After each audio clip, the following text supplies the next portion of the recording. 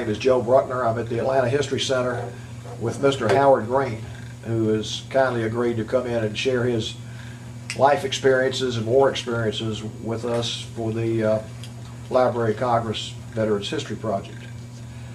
Mr. Green, would you give us your full name and your date of birth? Howard Watson Green is my full name, and I was born December 5, 1924 in Cedartown, Georgia. And what is East your Avenue. First Avenue? East Avenue. East Avenue, okay. In Cedartown. Okay. And what is your current address? I live at 3707 Lake Drive, Southeast Smyrna, Georgia, 30082. Well, we want to thank you for coming in and sharing your experiences with us today. Would you tell us a little bit about your upbringing? Well, and when I was 4 years old, my father worked for the Central Georgia Railroad out of Cedartown, and they moved his. He worked in what they call his shop. They repaired old steam engine boilers and anything that had to be repaired in on the engines and in the cars or whatever the railroad used at that time. And they moved all the shop group to either to Savannah or Atlanta, and he decided not to move, which was a bad mistake in my opinion. But we after that, my parents had a small farm like down at a little place called Galesville, Alabama. And we moved down there from Cedartown. And of course, times were bad, and my father's age got him too, and he was unable to find work, so they had to sell the place, the farm, acreage and all, to get living expenses, I assume. And then we moved over to a farm that my mother's uncle owned in Pell City, Alabama, near Pell City, Alabama, out of Birmingham. And we lived there for a couple of years, and her cousin was working in, they were developing a island off of, I think it's Sarasota, Florida, for a group of people headed up by the man that owned the New York Giant baseball team. And he was the, John Carter was the gentleman's name, my cousin, our cousin. He kept the records and the payroll and kept the books for the group. John McGraw was the gentleman that owned the New York Giant baseball team, the majority interest in it. Anyway, he said he received a telegram one day and told him to cease everything and pay everybody off, and that was it. This was during the Depression years, in about 1930, 29 or somewhere in there. I guess it was after, it was probably around 1928 or 29. So he came back up and wanted to live on his father's farm out there and run it, and do tax work for people in the community there after the tax thing started in later years, in the mid-30s. So we had to move. We had to come back to Cedartown era. So my father leased some old mining property out from Cedartown, and it was pretty rough. And we lived a pretty rough life. The whole house was in real bad shape. It was just an old house, and I don't know how we kept from being all having pneumonia, everything to do with something like that. And on top of that, we had to walk to school. My daddy had let us drive an old buggy in bad weather. We'd all bundle up and get in this buggy. And it was about 3.5 miles to the little 3-room schoolhouse where we had to go to school between Cedartown and Cave Spring. This road that ran between Cedartown and Cave Spring. And anyway, we lived there for 2 years, and then we moved to another place where they had a better house, but the land was about the same. It was just, you had to work the land to get anything out of it. Where were you living when the war started? Well, at that, I was getting to that. We moved in after this second place. We moved, my uncle on my mother's side again had a place, and they were going to lose it. They had it in this farm lending program that existed at that time, and they had to pay for it by the cotton that they raised on it. They had to give it, make so much cotton to pay the loan off. Well, they didn't do it, and they got behind, so they let my father assume the loan, and that was the first place that we actually owned. And we moved there, and that's where we were when the war started. Do you remember how you heard about Pearl Harbor with the Japanese bomb? I certainly do. Tell us about that, what everybody's feeling was. Well, at that time, at this particular time,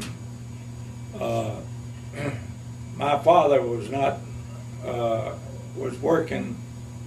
He got a job. Due to this war effort, the ore mining for metal started up again, and this man from Cedartown started a ore mining business down in Alabama, near Talladega, Alabama, and my daddy went to work for him.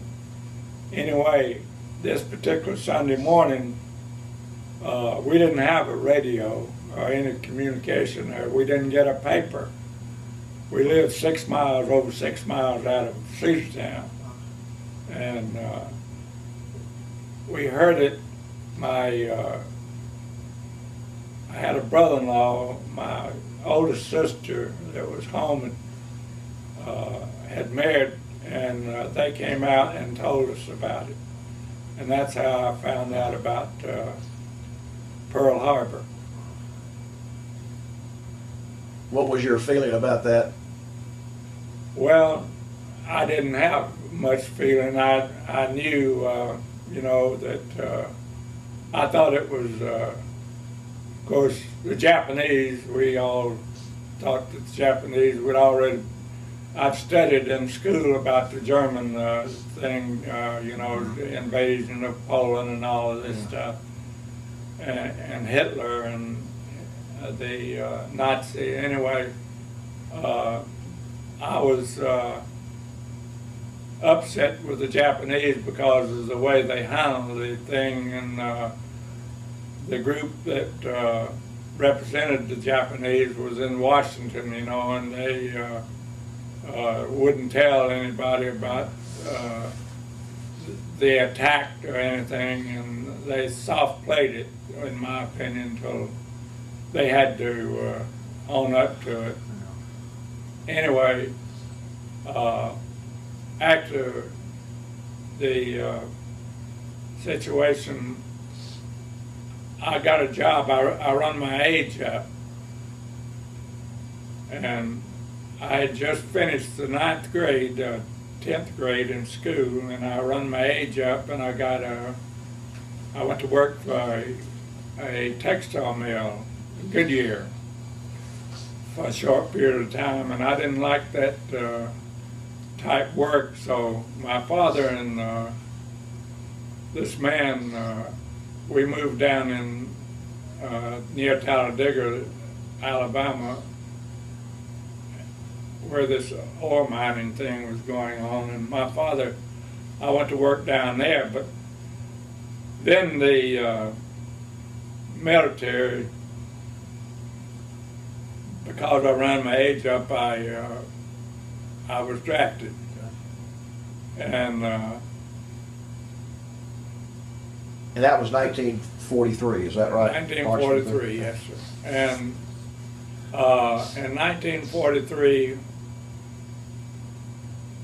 my father, well, the man that owned the mine business, the ore mine business, said he could get me a deferment. And I said, no, I don't want a deferment. I'm going on.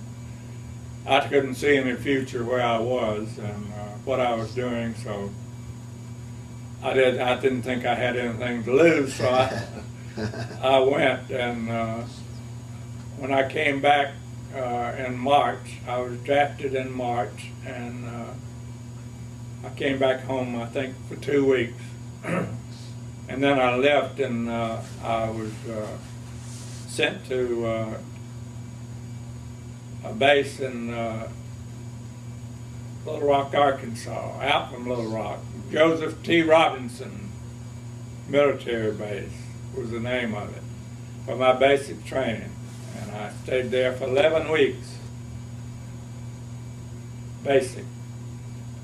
Well, after the basic, they split my whole unit up, the training unit. People went everywhere, I don't know. None of them went with me. And they sent me to a little place out from in Texas called Paris, Texas, a little military base, Camp Maxey, they called it. And I joined this, my unit that I stayed with from the 38th Cavalry Reconnaissance Squadron Mechanized. And that's where we started training, and then in November, we shipped overseas. And I never got a furlough while I was in the service. Till after the war was over in Europe. But I got 5 days home and 3 days traveling time.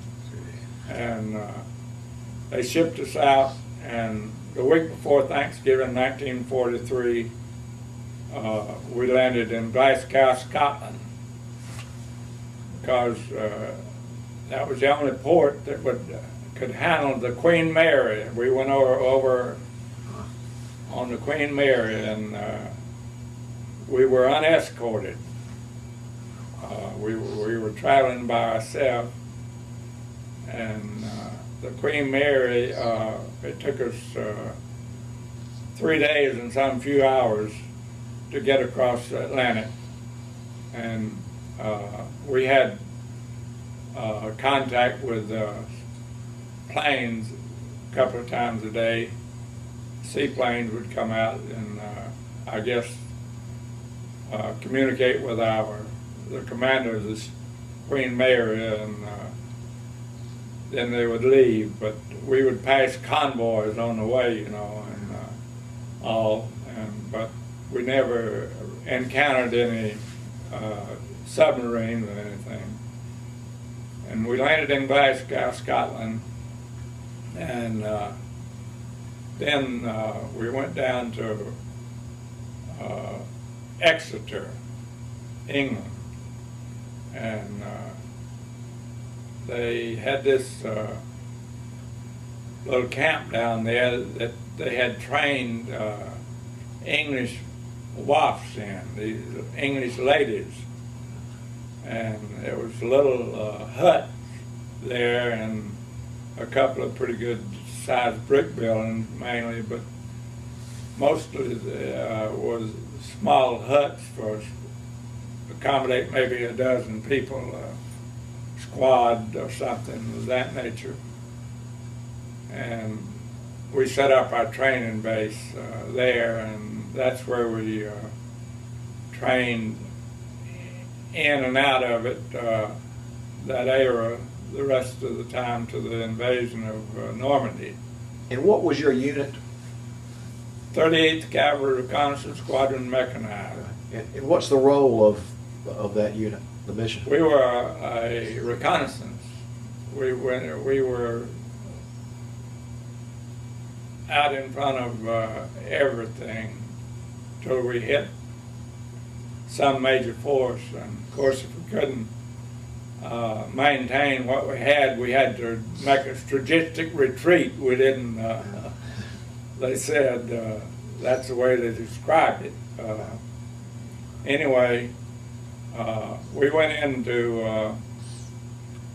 on the invasion of Normandy on the 10th. I know the reason they didn't send us in on the first group was because of all of our vehicles, because they would have had a turkey shoot with all of this equipment we had. We were equipped with light tanks, half-track, armored cars, small trucks, large trucks, 6x6 trucks, jeeps, and everything that the Army had at that time. Practically, we had some of it. Even had a couple of the old ducks, we called it, that would go on water and land, but we never did use them, to my knowledge. They did use them unloading and stuff from supply ships and all after the invasion there at Normandy. But we went in on the 10th of June, and of course everything in Normandy was hedgerows. It's a dare country. They had these fields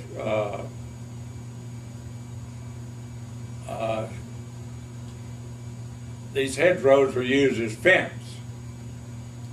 They'd have a gate going from one one field to another to transfer the cattle, whatever, their horses.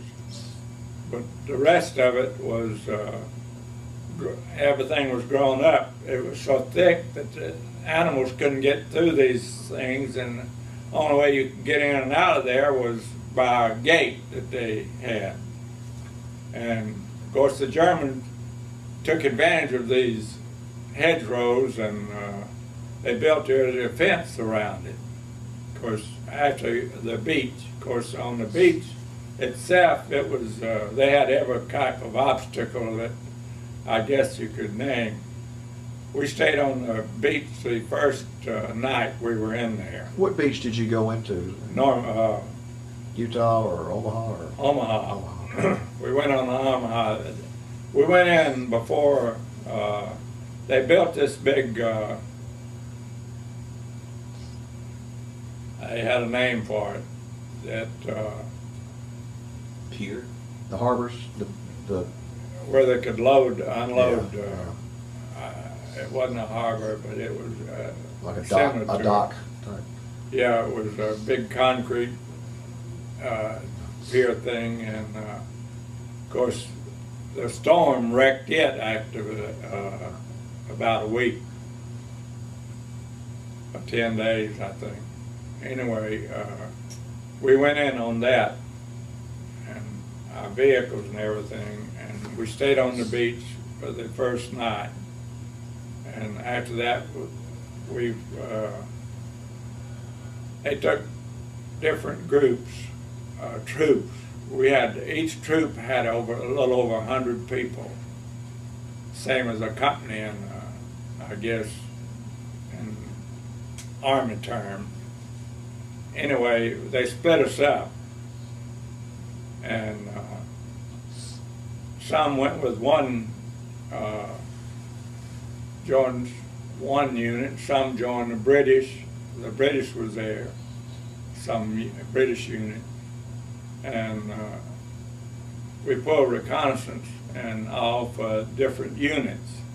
But you couldn't do much there in the hedgerows, and we stayed there till I think it was the 26th of June. Were you meeting resistance then? Oh yeah, we were in direct contact with him. I mean, he was over here like a hedgerow was here, and we were over on the other side, basically. And we didn't dare stick our head out or try to do anything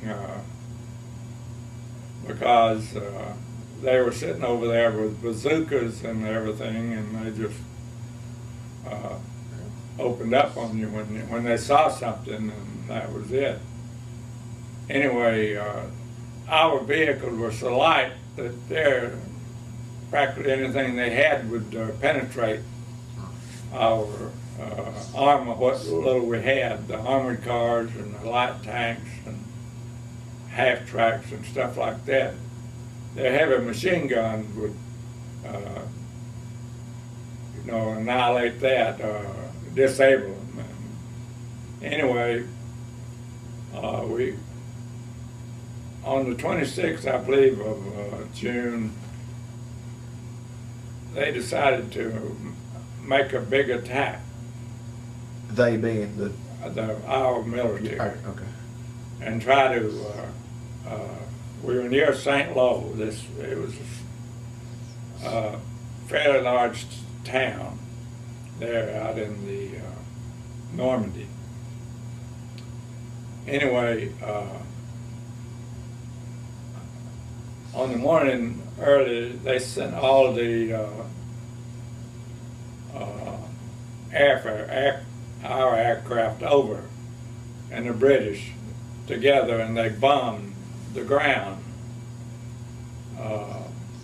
But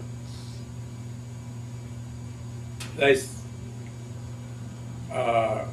fired smoke shells on a line that they was going bomb by, used as a barrier, and the smoke blew back on the Americans, so they did some bombing on their own group, the American Army group, see, which we're a part of. And during this time, our commanding officer was shot, wounded, and I don't know, it was never clear how he got shot, whether he was wounded by the enemy or whether he got friendly fire. I don't know. But anyway, we lost a bunch of people and had a bunch of casualties, and we lost nearly all of our light tanks in that one little 3-hour, 4-hour time. And so we got a new commander, and he was West Point. So he had an assembly, pulled everybody, all the group together on each side of this field, on each side of this road, and he told everybody to discard everything they had, except one half of a tent, shelter half we called it, part of it little tent, 2-people tent. Change of socks and a change of underwear. We were going light. All these fancy boots and fancy uniforms and all this stuff that some of the officers and some of the men had, well, they went in a pile out in the middle of this field, and I guess they burned it or whatever they did with it, I don't know. He said if we don't have a place to stay, spend the night, he said we'll take one. We're going to go light, and we're going to meet the enemy head on. So then we went to taking small town, being involved in these small areas that the Army was attacking in, and we were leading the group, different Army units. Mostly, a lot of times we were attached to, say, the 1st Division, or the 2nd Division, and the 4th Division, different units, divisions. And we had a certain role we played as far as our reconnaissance. And we went on that way till for about a month, and we broke through out of Normandy, took St. Lo, and St. Lo was I compared it to something possibly to Rome, Georgia at that time, size, and you couldn't hardly go through the town because it was bombed and shot up so bad, and you had to have a 4-wheeler to get through the streets. It was really a mess. We went through it, and I remember we were going through there, and then I went back to St. Lo after the war, by the way. But after we got out of the sort of the hedgerow country, well, about I think it was about the 21st of August.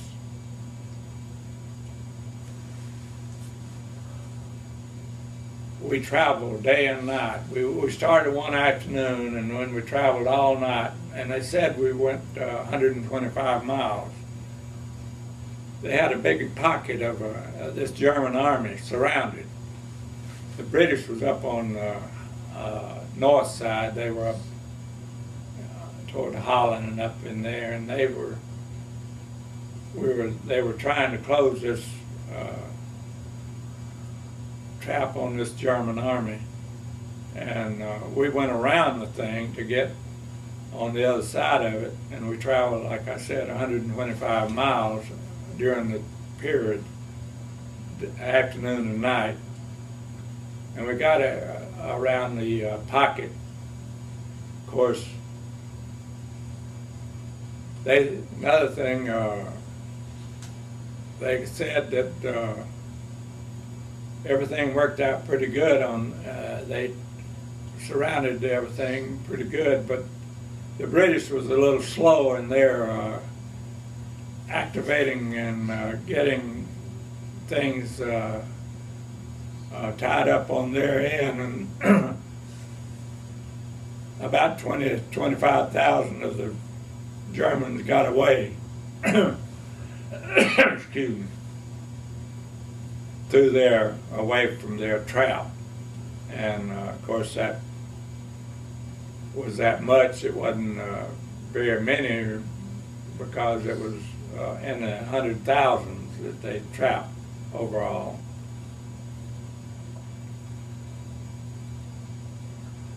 And we were there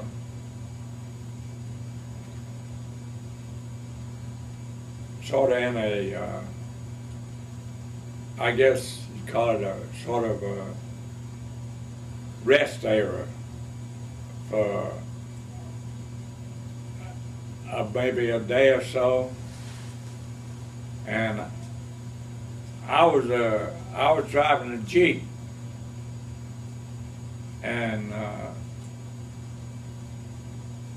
they sent for me to go to headquarters, and I go up and I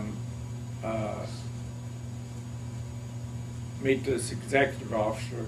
He was a major. And what rank were you then? PFC.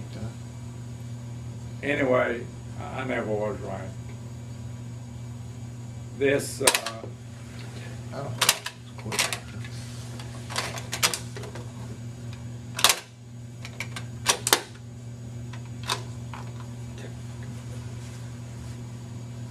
they introduced me to two French,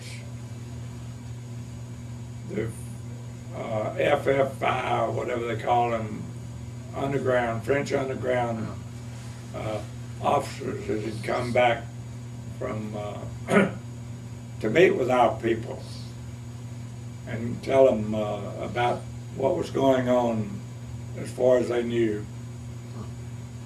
So they told me it was a beautiful day, similar to our August here in this country. Anyway, they told me to take these two gentlemen as far back till they told me to stop and turn around and come back.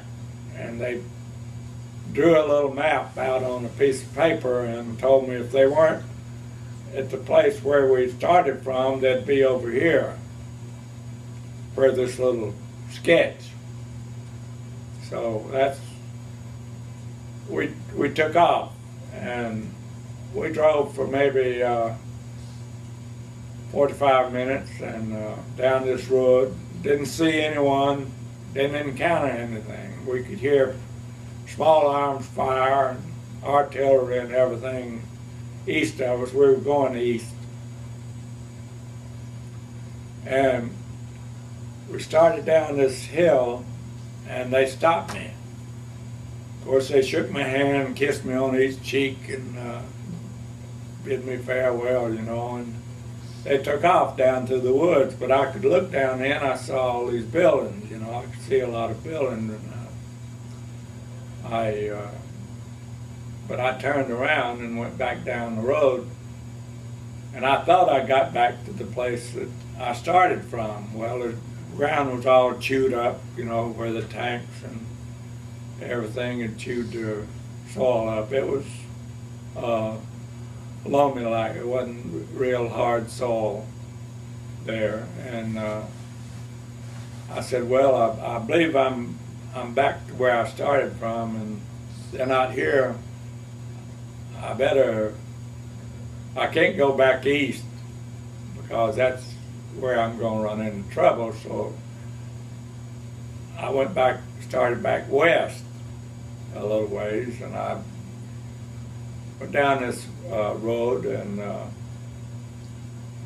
I looked down this driveway down the way, and there was a house and a barn down there, and I guess it's maybe 300 yards more down, and I saw this, I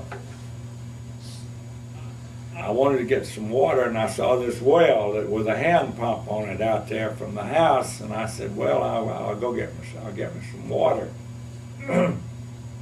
So I drove down there, and they had a little bucket there and all to prime the pump with, so you pump it and you get water up, you know. So I did that. I knew how to operate it, so I got me a drink of water, and I was pumping though, and I heard a noise, and I looked, and the house was 100 feet from the well. It was about halfway between the barn and the well. And I saw this lady come out of this house. So she approached me and she said, "Oh, Americana, Americana." I said, "Yes, ma'am, oui, oui." And she come on down and she had visited. She had relatives in Boston, Massachusetts area. I found out from what I could tell, my limited French and her English. She had better English than I did French, by the way. She was married to a British retiree officer, and he was somewhere. Never did know where. I think he was hiding out. But anyway, she told me that she had seen some German troops go up that road about 9:30 that morning. So I knew I was sort of in no man's land and between the German forces and the American forces. And I knew that I could hear, artillery and small arms fire and stuff like that. But she wanted me to stay in the barn and overnight. It was getting on close to dark night. But I told her I would go on. I didn't trust her. I didn't trust her. I didn't know. I wanted to get away from there anyway. So I went out and I hit the road again, and I went up on the side of this hill where I could see. And I pulled off the road and I took some branches and camouflaged my Jeep. I had a bedroll with me and all. And I got my sea rations out and had me some food, and of course I had some water that I'd got from the well. And I settled down for the night. And I don't know, after I got settled down pretty good, I must have slept, because I did go to sleep and I did wake up fairly early the next morning. And I felt pretty good after my night. So I got everything together again, and I started back west again. I went on past the lady's home, house and all, and maybe I went another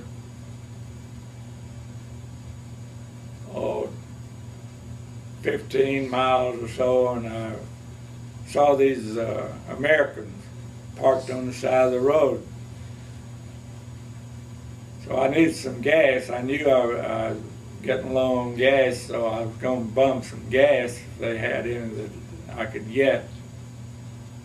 And I did get 5 gallons of gas, and I asked them if they had seen any of my unit, and they hadn't.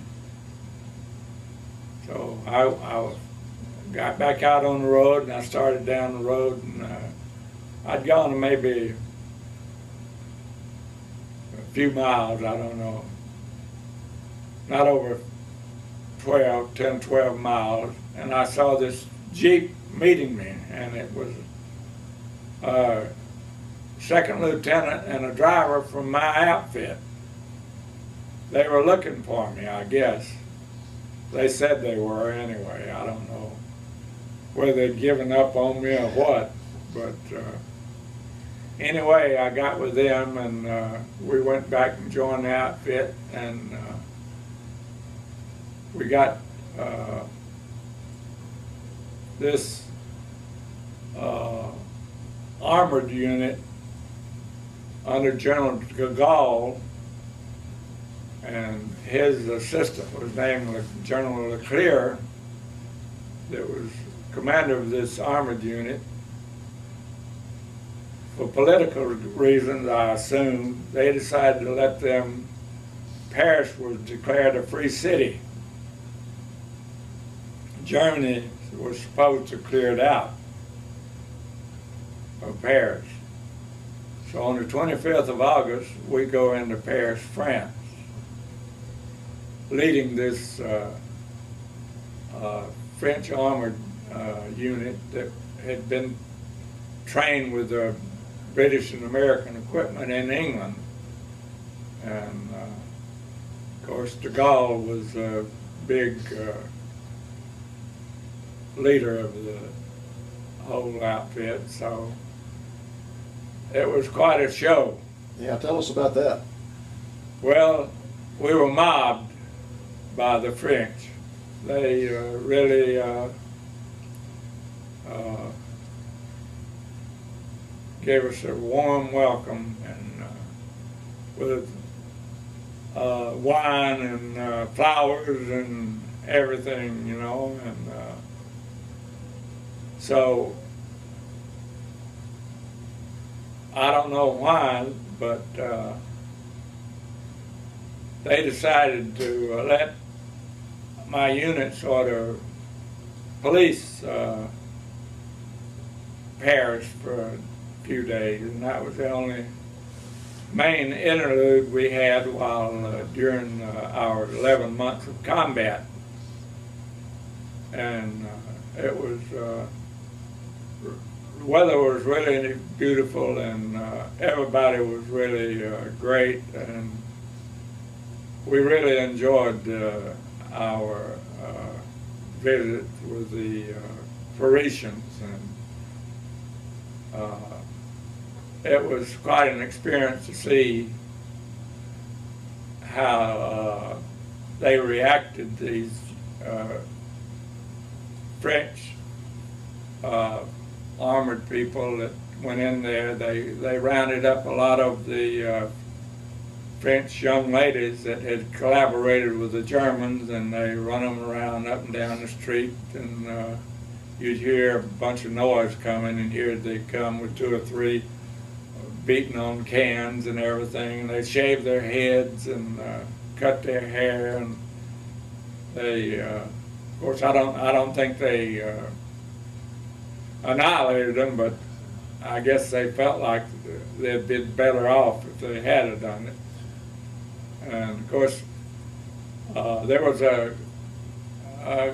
quite a few Germans that didn't leave because they had been there, you know, and some of them had families there and all,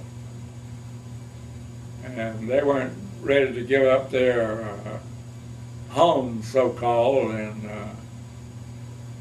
way my unit operated, if we got sniper fire or anything, somebody told them there was a German over here, and these a couple of them in a building. Well, we just pull a armored car, a tank around there or something, and just shoot till there wasn't no more fire coming out of the building. We didn't take many chances on trying to roust them out. We didn't have nothing but a lot of time anyway. But it was quite an experience to be there, and our week in Paris. That must have been quite an experience. It was. We pulled out of there on, I think, the 2nd of September. And the Germans were pretty much in retreat, and we went pretty much without meeting any force across Belgium after that. And I think it was around the 10th, 11th, we went into Germany. We hit German border. And we stayed there we first hit it right above Bastogne, north of Bastogne, a little place called St. Vith that played a prominent role in out of the Bulls is it was adjacent to the past home. Anyway, we stayed there a couple of days, and they moved us up north, and we wound up at a place, a little town called Manchu, which is on the road network to that they wanted main road leading in from Belgium into that part of Germany, the Hürtgen forest there. Anyway, this little town, Manchu, was a little summer resort town. It had a river, a small river running through it, and it was a beautiful little mountain town. And we had one side of a hill in the town, and the Germans had the other side of the hill and from the town. And they had a road that leading down from that the Germans controlled, called a Snake Road. And it was really a crooked road that led all the way down into this little old town. Well, we, of course, we had the town and the high ground on one side, and the Germans controlled the high ground on the other side toward Aachen. Aachen was the first big town in Germany that fell, and they were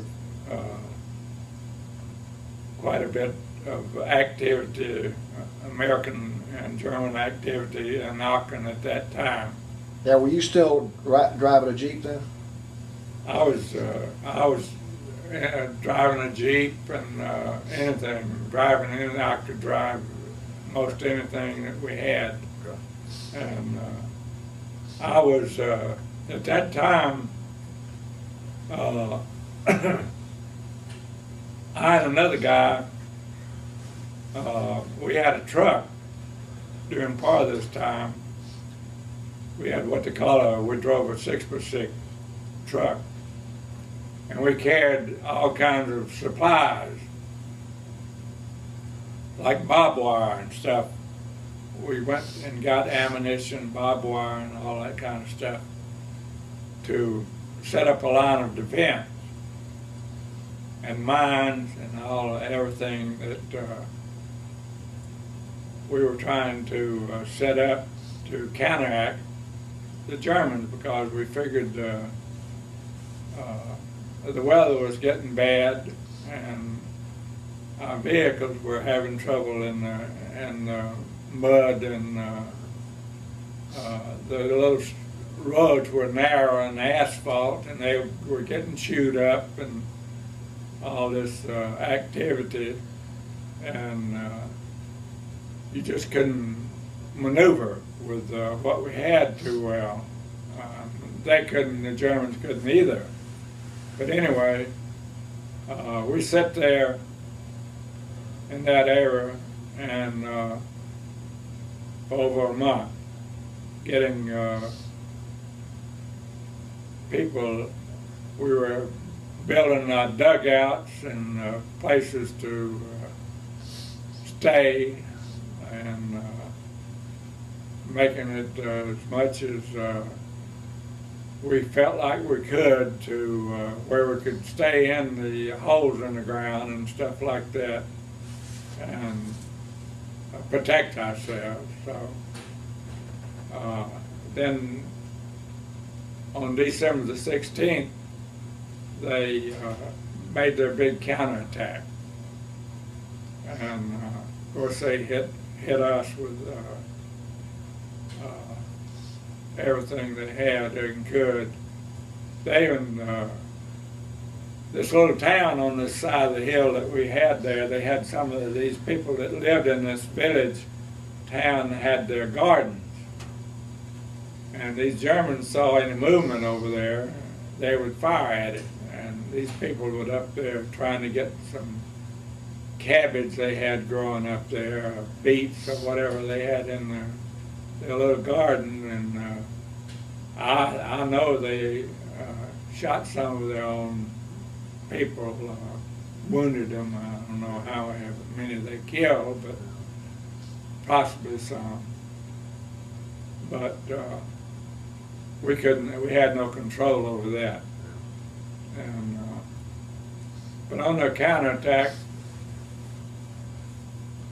we did pretty well, except one of our C troop, I think it was, part of the C troop got surrounded, but with 8 of the other, couple of the other troops, and we had a engineering group that had moved up when it was Happiness, and combat engineer outfit, and they were good, and we managed to rout the enemy away. And after the massacre at this little town of Normandy, which was just a short distance from where we were, things changed drastically anyway, because most of the Americans decided not to worry about taking prisoners and messing with them. Too much trouble. They didn't honor what our people. They shot down over 100 of them out there in the field. And so that changed the whole complex of the military, in my opinion, and everyone thought about the same way.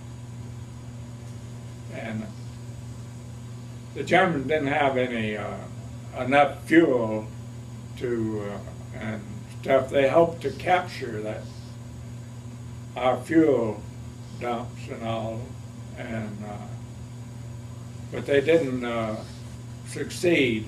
And it would have been, they did destroy some, I think, but to keep them from getting it. They thought they might get it, but they never did capture any of it. And when their fuel ran out, they couldn't do anything. They were stuck. And that's the way, basically, their big counterattack wound up, was because of they didn't have the supplies necessary to. They couldn't refurbish them because they didn't have it, and backed up. So that was a big factor in the Battle of the Bulge. And after the weather cleared, our bombers took over, and our other aircraft, and they just had a turkey shoot. They didn't have any Air Force enough left to do anything, and what they did have, they got shot down. I think it was the 25th or the 26th of December, either Christmas Day or the day after, when the weather cleared, and they just had it. Our Air Force really did a good job, and that was the end of the counterattack. And from that point on, it was just a matter of time. Did you move into Germany then, your unit? Pardon? Did your unit move into Germany? Oh yeah, we went all the way across, and we went into Kassel, Germany, there, and caught the first jet airplane I ever saw was at Kassel. There was an Luftwaffe base, and I remember seeing a German airplane flying one day, and we had, I think there was, I know there was one, maybe two P-51s trying to follow us around, but the thing decided to take off, and he just left them like they were standing still and went out of sight. And that was first my encounter with the seeing the German aircraft. And those that were on the ground there at the airport at Kassel. Did you encounter the German civilians while you were in Germany? Did I? Encounter German Oh civilians? yes, we. What was their reaction to you being there and their Oh, behavior? the Germans, they were glad everything was over. I mean, they had no, most of them had no animosity. Of course, the military, you couldn't tell about the military, but they were beaten, and we took numerous prisoners, and that's another thing. We would, we had our F troop was a light tank, and we were attached to them, and we would, and this other soldier, we had this, operated this truck, and we hauled gasoline and everything for this, for these light tanks that we had in our F troop. And that was one of our jobs, to keep them supplied all the time. And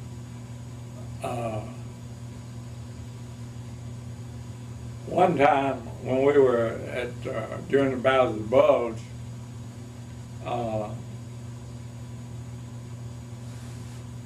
they thought we were going to lose this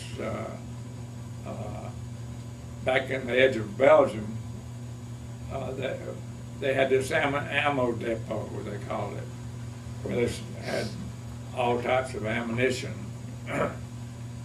And we needed, they thought they sent us back there to get some ammunition. Well, as we got into the edge of Belgium from Germany, this MP on a motorcycle stopped us. And he was from this armored division that was moving up. I don't know where they were going but they were on each side of the road with their big Sherman tanks and all that stuff there. And he told us that he had orders to stop anybody that come down that road, and they were speeding. So we knew we weren't speeding because the thing wouldn't run but 30 miles an hour. It had governors on it, 30-something miles an hour, 35. So he carried us back to his office of the day that was in a house back there. And of course, he said, this officer, he was first lieutenant, he said, well, it looks like you boys are going to stay with us a while, you know. Okay. So we sit there. He said, I said, well, we both told him that we were supposed to go get some ammunition at this ammunition depot back there, a few miles from where we were, and he said, well, you're here with us, you can just forget about it, you know. We said, well, we got one West Point colonel that's going to be unhappy when he hears about this, but if that's what you want to do with us, okay. could we get our bedroll out of the truck, you know? Oh yeah, go ahead and get. So we got our bedroll out, and it was nice and warm in this little house.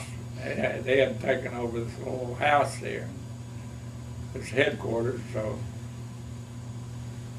we spread our bedroll out and got comfortable and everything. And he got out, went out for a little while, and he come back. And he said, "We're going to let you guys go." And what do you mean? Yeah, we decided to let you go, you know. And well, no, we like it here, you know. This is a hell of a lot better than where we've been. Let us hang out, you know. We're enjoying it. But he implied that his commanding officer had decided they better turn us loose. So we went on. We did get some ammunition and come back through, and that was another experience that I was involved in a little bit. During this, your whole movement all the way from Normandy into Germany, at what point were you the most afraid? You were afraid all the time. See, we had at night, they had bed check Charlie, that they had live mortar shells and artillery shells around. Anytime you were close to them. And if they had anything to shoot with, they would let you know that they were still around. And, I think we can go over, can't we? Yeah, we got 30 minutes left on the video, so it's just an easy. Okay, so but we were always. I didn't have any hero ambition. I mean, I wanted. I tried to do the best I could to survive, and I didn't want to. I never volunteered for any. Even when I was asked to do something, I didn't volunteer. I tried to follow it, and I tried to protect myself and look out for my own health and well-being. And but I knew some heroes. I knew some people that some of them got killed, and I've got names in my history here that I knew, and all that deserved to be heroes, and they deserved really more than they got. And another thing that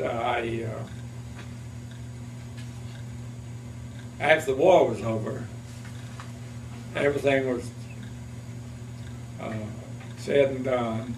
A lot of our officers turned each other in for decorations and medals, and they didn't deserve, I didn't think.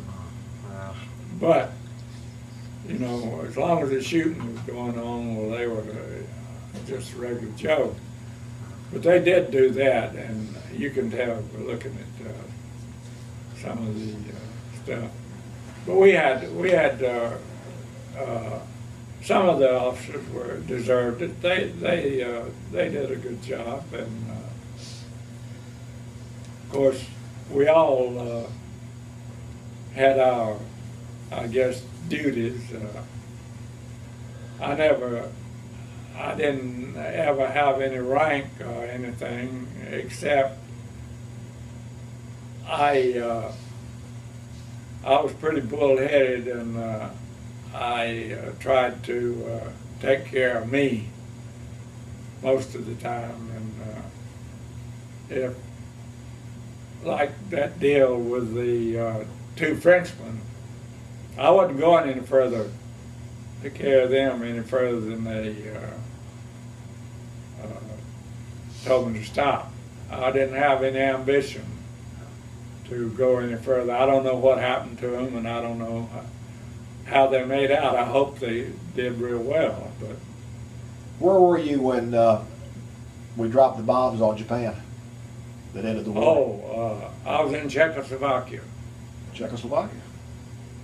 We went to, from Germany, we went, the last big town we went into in Germany was Leipzig. It was on the, close to Austria. Anyway, we went on, we were going into Leipzig, and of course things were pretty well decided and everything, and they said he was, they call him the Bürgermeister, he was the mayor of Leipzig, and his group came out to meet us. And they said there were no German soldiers in town, anything there, you know, and they didn't want us to shell the place and, or anything, because there wasn't any there. There was some out above there, but not right there in the town that I ever saw. But one thing I remember about Leipzig, this road we went in was the Autobahn, and across this river going in there, and you look down, and these German women were down there sunbathing and on that river in the beach there, see. I remember that very well. Yeah, you don't forget those things. Yeah, the war, you know, was over, basically, when you see something like that. So, anyway, after we come back, we went down in Czechoslovakia, and I had a job after we got down in Czechoslovakia, this little town there, and to go to Pilsen and pick up the beer. They had that's where the Pilsen beer came from, the name, the way I understood it. And they had these kegs of beer. They weren't, I don't know, I don't think they had any alcoholic. They might have had a little in it, I don't know. I didn't like the taste of it anyway. Anyway, 5-gallon kegs, and I'd get so many and take them and distribute them out to, we had 6 ABC, EMF, and headquarters, 6 troops, and I distributed them out, and I'd pick up the empties one day and take them in and get refills the next. And that was one of my functions after the war was over. You were a popular man. Yeah. But as I stated before, I never got a furlough. And they come around one day and they said, we're going to let you guys that didn't have a furlough stateside go down on the French Riviera to Cannes, or whatever they call it, France, on the, and you'll have meals and everything served to you, and you'll be right on the beach in a hotel on the promenade there, and you can walk down in front of the hotel and the beach and get in the water and all this kind of stuff, you know. So I said, why not? I might as well go. So I and 2 other guys, they gave us a Jeep, and we went down there and we stayed, and we were down there, and we got word, you know, they would come over the loudspeaker of a day that units that were being marshaled at Marseille and Le Havre to go either to the States or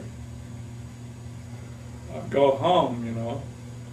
And we thought we better get on back and find out what was going on with our unit. We didn't want to miss going home, so we went on back, and in a few days they started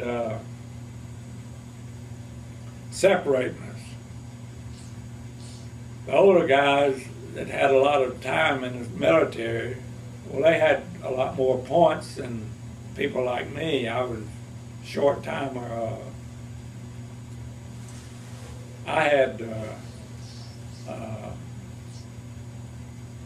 less than 100 points, but some of them had well over 100. And they were going to stay with the unit. They let them stay with the unit, and they brought people in that had corresponding amount of points to take our place, and sent us out. They sent me to a communications outfit that was trained down here in Augusta. And I stayed there till about a month. And they sent me out again to an outfit, as a National Guard outfit that had come from Sand Mountain, Alabama. And that's the unit I came home with. And of course, we got on this LST, I guess it was. And it was right in the middle of the Atlantic storm, and I'm telling you, we had a rough time with it. We was on that thing, I thought we'd never get back over it. We finally got hit New York, and I knew it was bad, and it was snowing, waist deep nearly in New York and New Jersey. We went to Camp Kilmer in New Jersey. And I stayed there 2 or 3 days, and this was in the middle of December. And Christmas Eve night, 1945, I was on a train going to Augusta, Georgia, to be discharged. And I was discharged. Everything was closed up when we got there. And we had to wait 2 days. On December the 27th, I was discharged and sent home. My military career was over. We've got 20 minutes on this, so if we want to get visuals on some of the stuff. I want to go back and ask you one thing. When you were in Czechoslovakia, and you and your unit heard that the war was over, we dropped the bomb. Yeah, what was yeah. the reaction of the people? We were real relieved. Of course, they had already. See, that's another thing. They were going to do away with our unit. We were not. They were not going to go to the Pacific.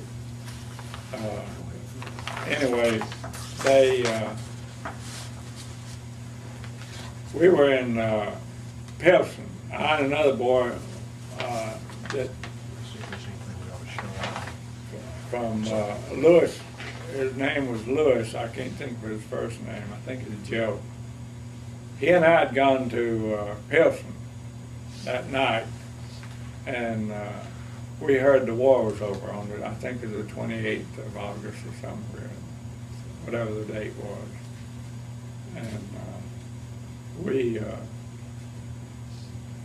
really felt good about it. And of course, we had already knew that we were not slated to go, but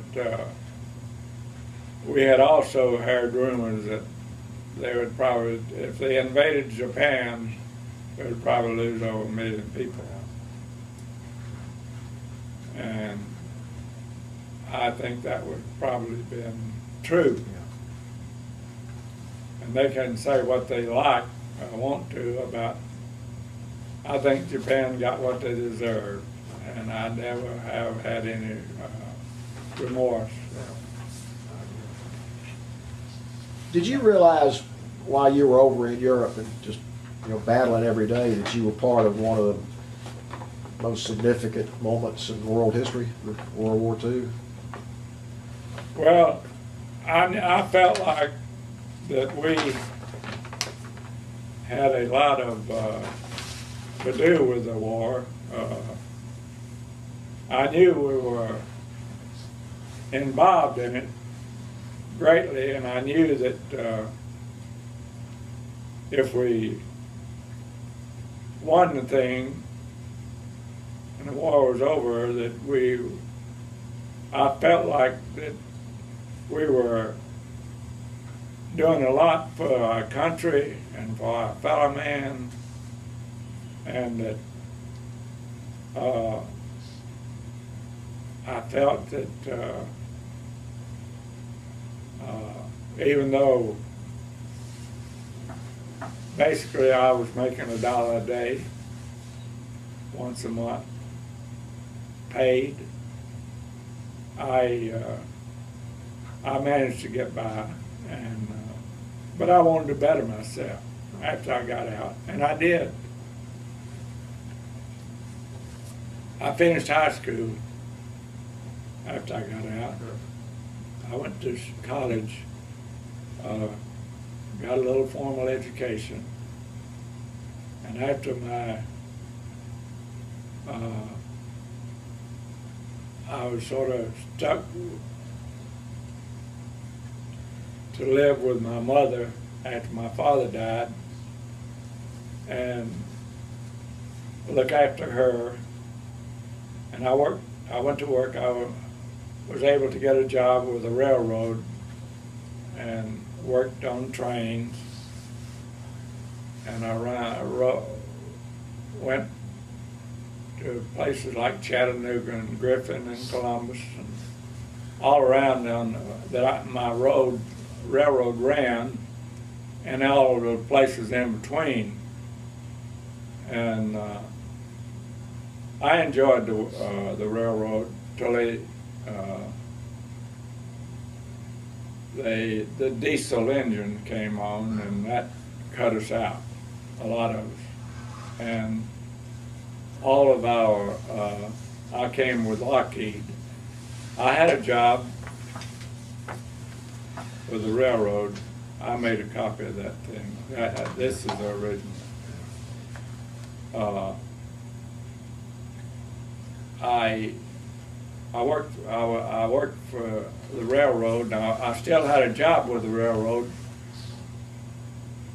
when I came to work with Lockheed, and at the time of my accident, and I really got messed up, and I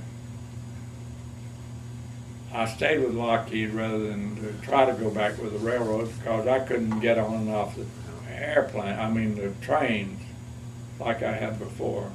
I want to ask you something. We're coming to the close of our Right. discussion, but you said early on that you went back to St. Lo at some Yeah. point. Just briefly describe your feelings going back to where you fought and what that was like, when it was. When you went. 1996, my son's a lawyer, and he had to go to Holland, Amsterdam, on business, and he got me transportation on a plane with him, and of course my passport, we got a passport and everything, and we flew from Miami to Brussels, Belgium, and rented a vehicle and went back, all the way back to Normandy. Went through St. Lo. In fact, we ate breakfast at a McDonald's in St. Lo. Now they have all that kind of stuff over there. But they still had remnants of the old town, and they had old pictures of, I got a couple of them, of the old jail and all there, and some of the old buildings. They had a wall like surrounded part of the city and that stuff. But anyway, it was an experience. You know, everything that I remembered about it was, you know, just shot up. The whole area, you know, everything was from the beachhead, Normandy, Omaha, all the way into just, you might say, the outskirts of Paris was shot up, really just countryside. Wasn't any, and the towns were really in bad shape, low, where the artillery and bombing and all that stuff would do. But when we come back through there, well, we went on the main road, the toll road from Brussels all the way out through Paris, coming back. And you had to stop about every 30 or 40 miles and pay a toll. And they had these Mercedes and Porsches and everything, and we had a little Renault that we had rented, and they'd pass us like we were standing still on that toll road, you know. But anyway, we came on back to Omaha, to St. Louis, and then on into the beach area. And we stayed there. We were there on, well, we left there on the 5th. We didn't want to stay for the 6th because of all the activity. We left there on the morning of the 5th. And we saw a lot of the stuff coming in, people and everything, dignitary type stuff. We're going to be there for the invasion of the... Would you hold this up to the camera and describe what it is? Well, I think we ought to get that on the tape. I don't know why this was sent to me, but after I was discharged, I received this in the mail with the War Department envelope. And I didn't put in it, I thought, hey, that's, everybody's getting that. All the, you know, people that served. Because I didn't know why. After I received, they mailed this to me. And I still don't know exactly why. And in case you can't see it on the film, it's signed by Harry Truman Right. from the White House. Harry S. Truman. Right. Thanking Mr. Green for his service. Right. And we want to thank you for your service too. I mean, you said you didn't want to be a hero, but you were a hero by being there and doing your job, and you did it. Well, I did what I had to do. But anyway, this, you can see, this was folded up for years in this envelope. Huh. And I happened to take it out one day. I was looking through some of my stuff, my discharge papers and stuff. By the way, my discharge paper, it does not have my unit on it. I was discharged from a field artillery outfit that happened to be a number down there at... Is there anything else you'd like to get us to capture on here? No. Okay. Is there anything else you'd like to say before we conclude the interview? Well, I'm through with this, I think.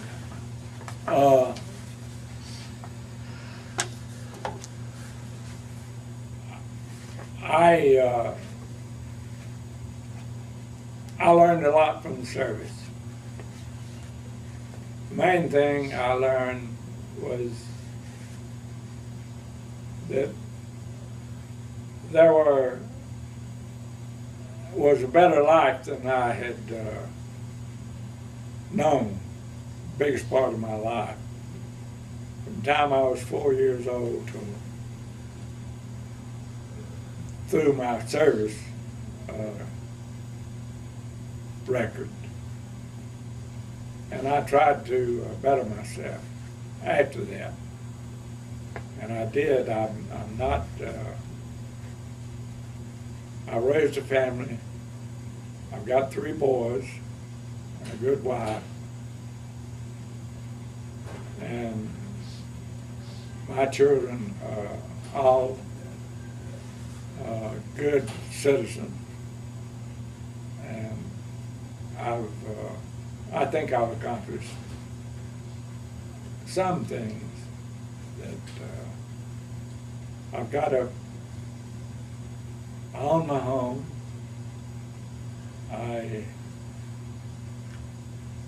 have accumulated a little asset, and I'm able to live a decent living on my retirement and so forth, and what I've been able to accumulate. Well, you should be proud of yourself, and we're proud of you. And thank you for what you did for our country. Well, I feel like I did what most people would have tried to do. And I think that you can do, if you set your mind to it, you can do a lot of things that you don't realize you can accomplish in life. And with the help of my wife and my children, I think we've done pretty good. You definitely have. Thank you very much. What I'd like Thank to you, do, guys. just in closing, is to get this on camera. This is the a short history of the 38th Cavalry Reconnaissance Squadron, published by the U.S. Army Military History Institute. That's in Czechoslovakia. You see where. Okay. Oh, yeah. All right. Well, Does thank it you. tell you where it's published? Yes, in Chair. Prestige, Czechoslovakia. Right. That's a little town we were in down there after the war was over. Well, okay. Thank you very much. Well, thank you guys. I appreciate it. I hope it gives, you know, some insight on what some of the military people put up with and had to do with. This is something here that a guy, a friend of mine, a Legion member, Okay. he said he saw that and he thought I deserved it, Yeah, and he bought it. I don't know where he got it. D-Day 80th anniversary. Yeah. I bet he got it in Normandy on the 60th anniversary. I don't know where it came from, but he was in a career. He wasn't in World War II, but he was in a Korean conflict. But he said he saw that thing and he had to get it. He wanted to Okay. give it to me. But this thing here has a lot of I don't know. That's probably a good place to end, I would think. Let's get, we got 4 It's minutes. Let's see if there's a map or something there.